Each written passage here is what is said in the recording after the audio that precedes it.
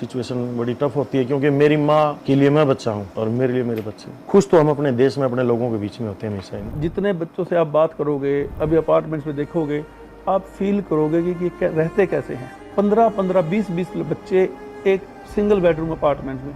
आप जाओगे तो बैग रखने की जगह नहीं है अपार्टमेंट्स में। वो सब पैसे इकट्ठे करके अपनी फैमिली को भेजते हैं ताकि हमारी फैमिली सर्वाइव कर सके। तो उसके बाद हमारे भाई साहब, उनकी हेल्प से हमने इनके पास रहे। हम जब तक हमारे पास काम नहीं था, इन्होंने काम अरेंज कराया, काम किया, जो कि $10 $11 के हिसाब से हमने एज ए लेबर काम किया। इन्होंने हमारा केस, जो हमें वकील को प्रेफर किया और उन्होंने केस सबमिट किया। उसके बाद हमें 6 से 8 महीने के लगभग वर्क परमिट मिलता है। लगभग 1 साल हमने वो काम किया, उसके बाद वर्क परमिट मिला। अच्छा, आप हरियाणा से अमेरिका आ गए। हरियाणा से आप हिंदुस्तान के किसी और स्टेट में नहीं जाने को सोचा? हर स्टेट में ऐसा ही हाल है।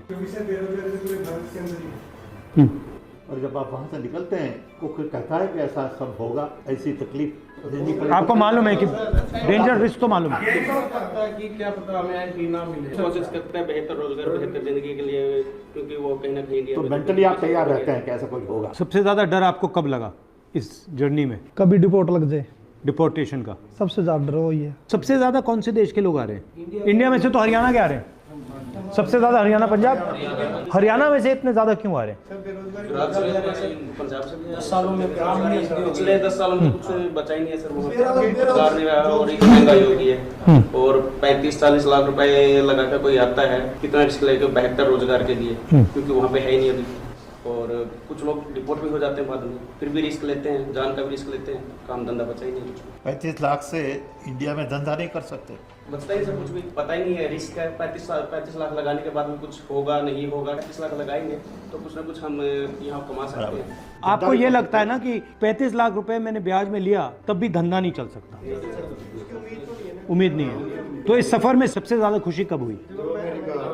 जब अमेरिका में घुसे। अमेरिका और इंडिया में आपको क्या फर्क लगता है? अब आप यहाँ रहे हो। सबसे ज्यादा फर्क ये है जी, यहाँ भेदभाव नहीं है। इंडिया में बहुत भेदभाव है अब पिछले कुछ सालों से। यहाँ जातिवाद नहीं है, जैसे हम सारे इकट्ठे रह रहे हैं। अब मैं मुस्लिम हूँ, ये हिंदू है, यो कोई है, कुछ नहीं है, बिल्कुल भी। ऐसा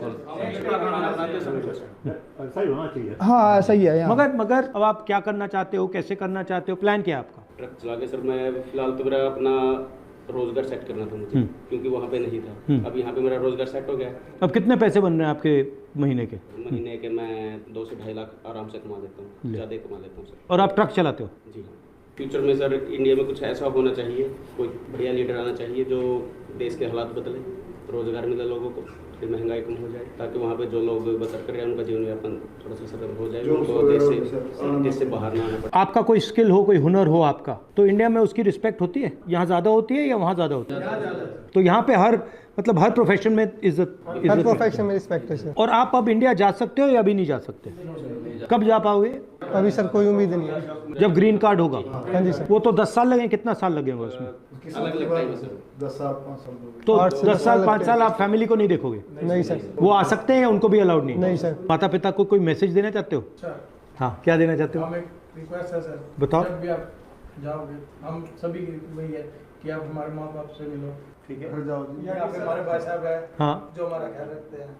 ये हाँ। नहीं सर, हाँ, पीछे में बैठे हैं। सर जो हेल्प उन्होंने की है, आई थिंक नहीं कर सकते, हम भी नहीं कर सकते। ये हेल्प सब 100 यहाँ पे हमारे लिए है, आप वहाँ पे हमारे लिए।